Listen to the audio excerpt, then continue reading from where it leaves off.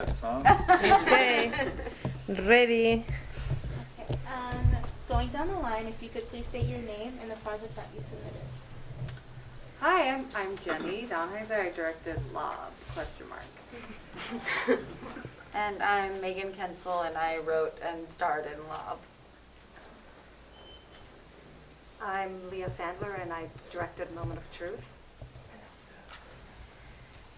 My name is Luria Slani, and I wrote and directed All You Ever See. My name is Stacy Larkins, and I wrote and directed What's the Mark? Gina Margello danced and directed Dolores. Hi, I'm Christopher Francis. I directed Drained. Michael Montazeri wrote and directed The Rewind. Hi, I'm Marina. I wrote and directed Breakfast at the Bodega.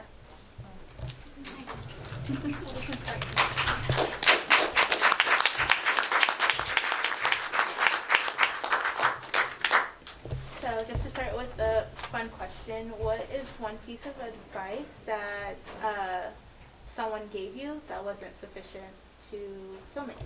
The Or worst it was a piece of bad advice piece you've of ever advice. received. Yeah, that's a simpler way to put it. Can we start down there and move back? Okay, yes. It's The worst. worst. advice you've ever received about filmmaking. Okay. Good question.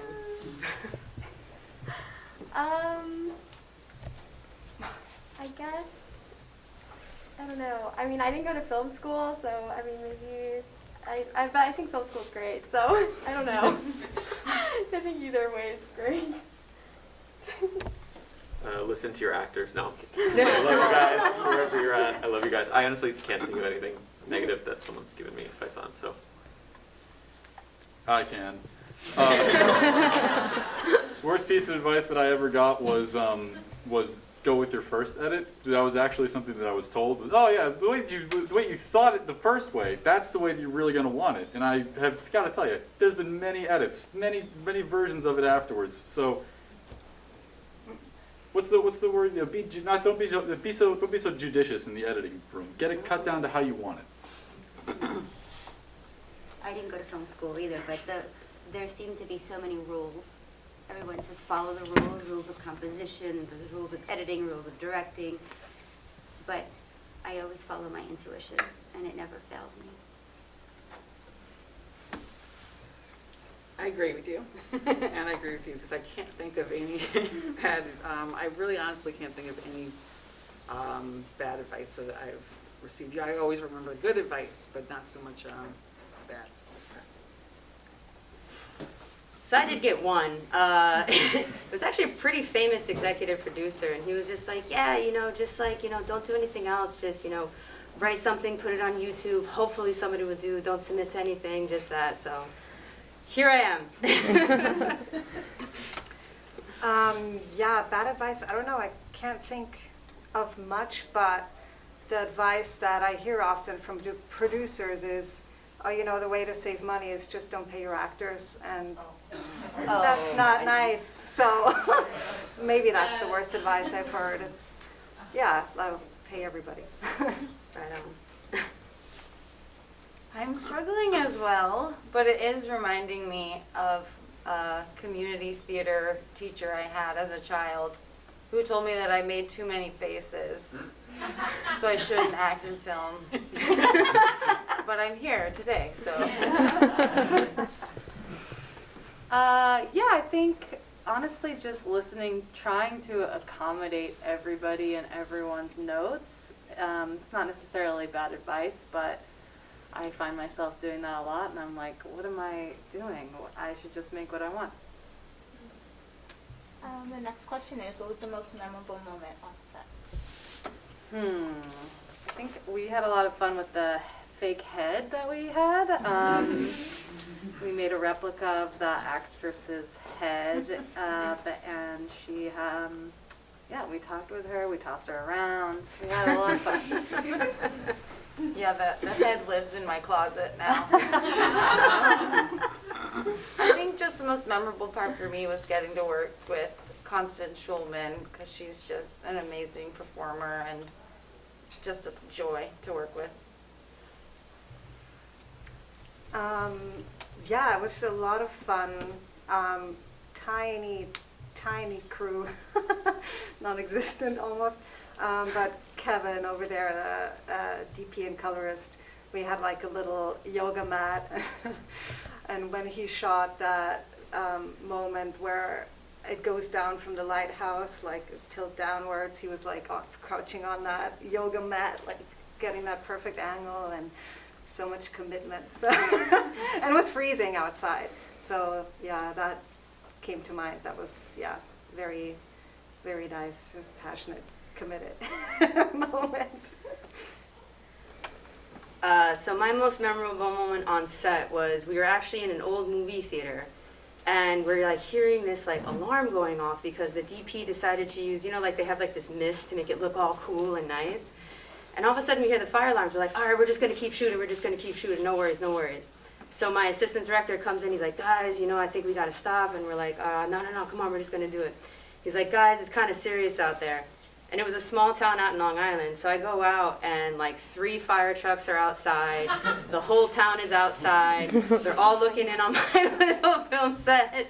We had to get the commissioner, everybody. So yeah, that was, it's pretty memorable. There you go. I would say my memorable moment, it's not because it was just a fun time. I think I got a little bit paranoid when I was shooting the Karen scene outside with the 2 characters and how people started to watch it. And so I started getting uncomfortable with how that looked and how I was filming it and how it was being perceived. So it was more of like a paranoia memory for me. Jeez. Yeah, yeah. I think the most memorable moment was watching the dancers bring my mother to life. She had just passed away about 2 months before I made the film instead of having a funeral. And I directed it by sharing stories and photos with these 2 wonderful dancers from Miami, very, very well known, and they had never met my mom. So, and I was in complete grief. So when I shot their parts and they nailed it, they nailed my mother. It was so revelatory. It was incredible that they had that ability to channel her. Oh, beautiful. So we shot Drained, it was me and my roommate because she starred in it, and when we were filming the bathtub sequence, we have a cat. And the cat, you see, the cat fell in, and the cat's very dumb, so it was a matter of time. But that, I would say that, a very wet and angry cat walking around the apartment. I had a bunch of my friends as extras in an opening sequence where it was a birthday, and I kind of snuck up on the fact that we were going to do close-ups of all of them reacting to the rewind. And so I have like footage of my friends awkwardly trying to be confused about the fact that they're somewhere they weren't a year ago, and we were just cracking up, and they were all sweethearts. Thank you all for doing that. I feel like one of the most memorable things for us was a couple days before we started shooting, we had to build the entire bodega, and so it was funny because all the other bodegas on the block started to kind of noticeably kind of check out their doors and were kind of like, who are these people moving in? And it finally ended up looking so much like a bodega that some drunk guy bought a LaCroix from us in the middle of the night. That was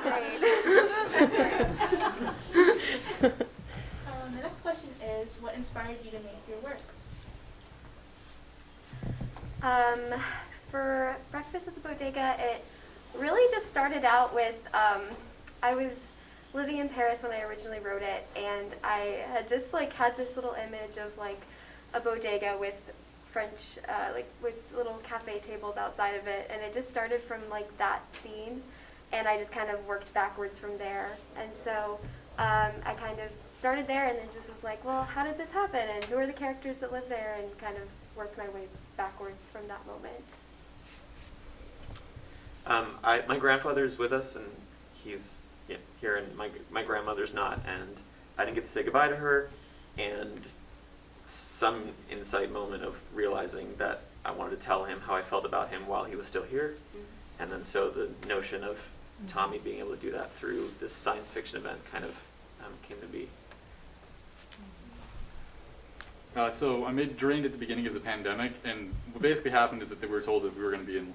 I made it was in San Francisco, and we were told that we had to stay inside for 2 weeks. So I called my friend Lexi, and I found this film competition where you had to make a 3-minute film in like 2 weeks. So I said, all right, let's do that. And so then we just thought, what's the most annoying thing that you could possibly have inside of an apartment for a long time? And then just dialed up the reaction to 11. So when my mother passed away, there was no language. There was no language. Everything just went dark. And what emerged, I felt the vernacular of dance was the only way I thought to express the grief. And so I was listening to Paolo Conti, an artist that I love so much, and that's the song that you're hearing, Nord, and the entire piece came to me in one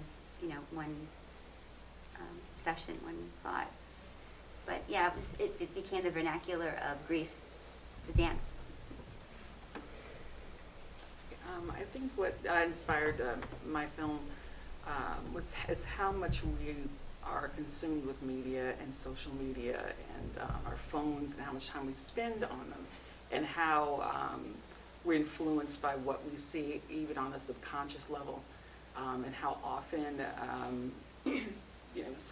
how often racism is inserted in there without you, maybe subtly or maybe that you recognizing that. So what inspired me to make this film was a kind of difficult situation I was in, and I wrote it to understand it better.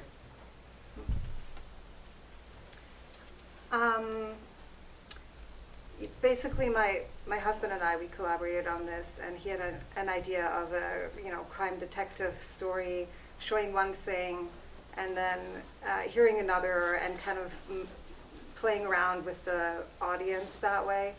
And then it occurred to me that, we're still so conditioned, so I wanted to kind of give it an update to our times, so to make a film noir, Marvel-esque film where, kind of a 21st century revision, so to speak, how, female were portrayed back then in the film noirs, and making her the kind of the go-getter and having it all planned out, and pretending to be the victim, but then actually being the, what's it called? The person with the plan. Yeah. I would say the biggest inspiration is my real life therapist, who the character of Ruth is based on, because she's just a really funny character of a person, and I've gotten to work with her for a long time now, and I just started to think, she's not going to be around forever, so what will it be like to lose her? And then I made it a comedy by making it about the stupidest thing that I ever asked in therapy. Which, obviously, I did get the haircut. Sorry, I'm just putting together, Megan has a bob now, which is amazing.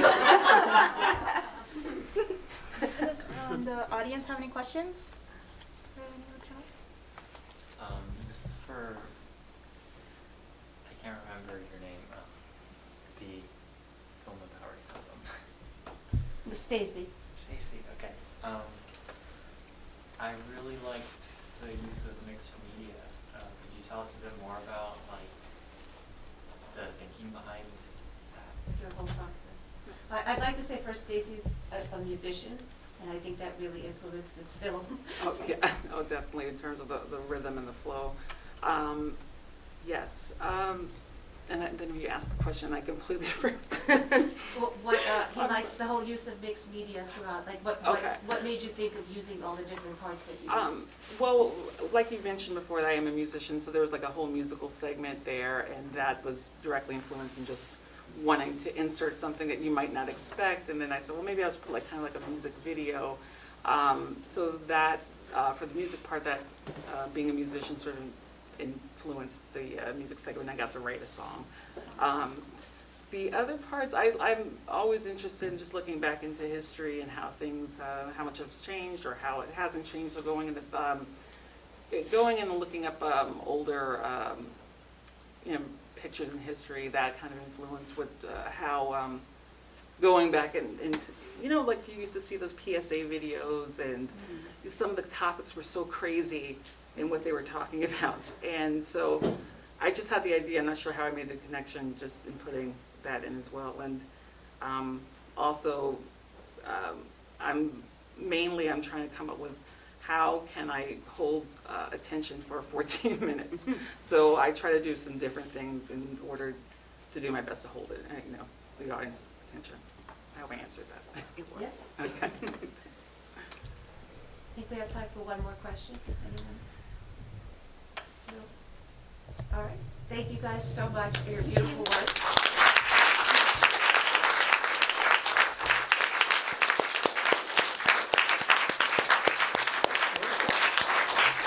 If any of you are staying around for the award ceremony, you can just stay around. We're just